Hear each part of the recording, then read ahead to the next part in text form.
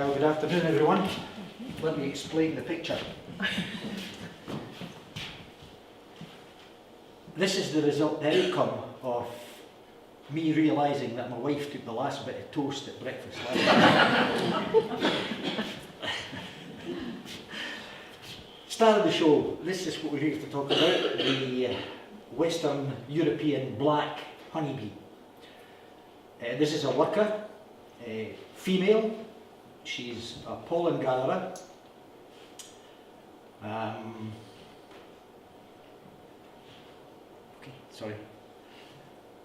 This is a slide of the oldest known honeybee. It's called Melitosphex burmensis. It was discovered in 2006 in Myanmar, which is modern Burma. You can see the head, there's legs, etc., etc. And the scientists have confirmed that this is 100 million years old. The next slide is what we looked like 4 million years ago. This is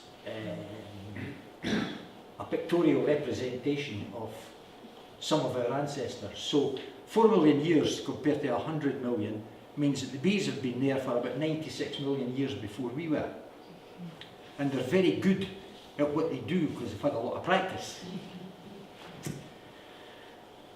Man has always been interested in honeybees. Why? Because sweetness. Honey is the one natural sweet substance which was readily available to man in those days. This picture depicts a cave, the interior of a cave at Lascaux in France. This is the original find, and we've cleaned it up here to let you see. And I'm sure you can see a figure up on a rope, we think, invading a cavity where a beehive is. And that's 20,000 years ago. Okay. A bit more modern, we're back to 4,000 years ago. This, as you might deduce, is from Egyptians. It's from the tomb of a pharaoh. And it's an ancient beekeeper and his bees.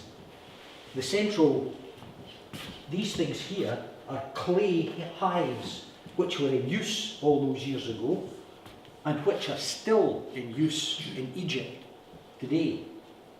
You can recognise the bees. It's not to scale, obviously.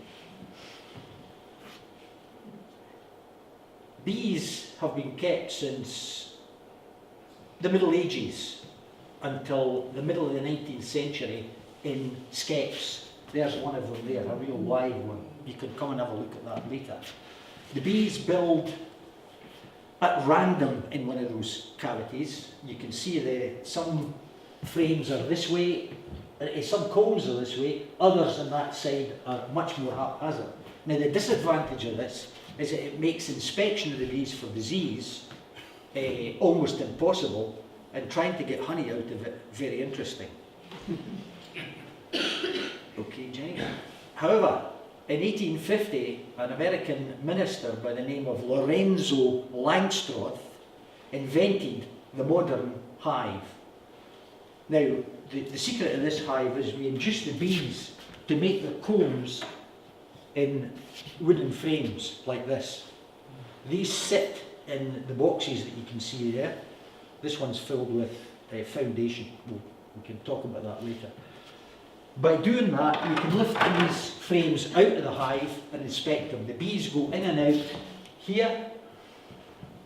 The concept is used universally in all countries. We've got British versions of it, and there are versions throughout the world, but that's a modern hive. However, the bees initially started in trees, we think, way back in the early days, and this would be a typical example of what a colony in a tree cavity would look like. This cavity was perhaps a branch which got snapped off in a high wind, the water gets in, rots the cavity, and inside the bees make the nest. Here you can see them in the small bottom portion there. The bees are in between the combs and working away there.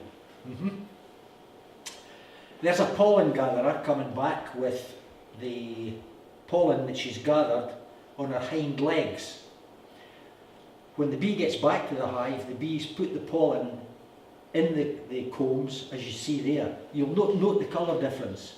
This means that the shop steward in the hive has no control over where the pollen's going to go. So pollen from flower A will go in, pollen from flower B. So you can see the difference. Some are orange, some are yellow, and some are white. They just push it all in there. These are two workers returning to the hive. The one at the back's been a pollen gatherer, is a pollen gatherer, and the one in the front is carrying nectar from the flowers. We can tell because her legs, see, note the configuration of her legs compared to that one. That tells us her honey stomach is full of nectar. The bees store the nectar in the combs, and similar to pollen, and you can see a bee working in that top picture there. Okay. Now, bees have the miraculous ability to change honey into wax. They do this in glands underneath their abdomen. It takes quite a while to do this, and pure beeswax, when it's first exuded, is white, as you can see there. So, the bees have the ability to make a home wherever they settle, in a tree, in somebody's chimney, under the eaves of your house, or wherever. There's three castes in honeybee society: the drone, the male, A, the queen, the only one who can normally lay eggs, and the worker at C. The drone's sole purpose is to inseminate virgin queens. The queen is the only bee in the hive who can lay eggs, and at certain times of the year, probably around about mid-May, that insect up there is laying about 2,000 to 3,000 eggs a day.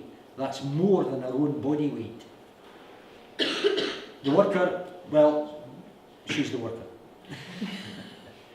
This is typically what I see when I open a hive. I take one of those frames out. You see the bees covering the comb. That's the queen in the centre.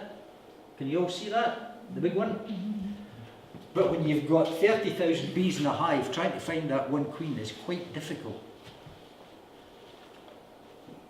This is a brood comb, and it's a splendid example of the development of the honeybee. These are worker eggs. These are the eggs there. These are newly hatched. That's 4 days after she lays the egg, the queen. The small grub emerges, and it's sitting in a pool of royal jelly. Workers, for the first 3 days of their life, are fed exclusively on royal jelly. Thereafter, they go into a mixture of pollen and honey. They get bigger, as you can see near the top, and eventually the workers seal over the mouth of the cell, and the grub pupates. As a caterpillar turns into a butterfly, these grubs turn into an adult bee. And there's a worker being born. This is within a few seconds of her chewing through the capping. This is the capping here. One interesting facet about the cappings is if the bees cap honey, they do so with pure beeswax because it's airtight. Honey is hygroscopic and it would absorb moisture from the air and ferment. So if it's airtight, this guy couldn't survive. But so the bees, when they cap the cells where the bees are pupating, the larvae are pupating, they add some pollen to the wax, and that makes it porous so the bee can continue to breathe. So that's a worker bee. The next slide is a queen. Queens are born in special cells like this that hang vertically. Workers and drones are raised in horizontal cells. The queen cuts a hatch, a bit like a submarine conning tower hatch, has a peek out, and then this is her emerging. This is a swarm. I'm sure some of you have seen one of those. It's the bee's way of reproducing. Inside there is about 30% of the population of the hive who've come out with the queen, the old queen, and they're looking for a new home. When they find one, they start exuding wax, building bee combs, and hey presto, you've got another colony.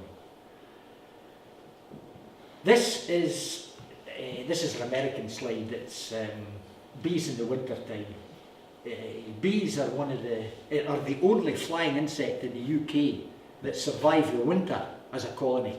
Inside these hives there'll be a queen, I'm guessing 15,000 bees. Bees don't hibernate, but in sub-zero temperatures, and as the temperature approaches zero, they become very lethargic and slow. And I thought this might interest you. It's been estimated that during the course of a season, the bees will raise 150,000 youngsters. Now that requires 20 kilos of pollen and 60 kilos of honey. To make the 60 kilos of honey needs 3 million worker flights, and the collection of the pollen is another 1,300,000. So in total the workers will fly 20 million kilometres, or 12.5 million miles. Stony silence. Now if you compare a worker bee's daily collection rate with man and ratio the thing up, it's equivalent to a man going to Blackpool, bringing a microwave back and doing that 10 times a day. I hope you've been impressed. Thank you.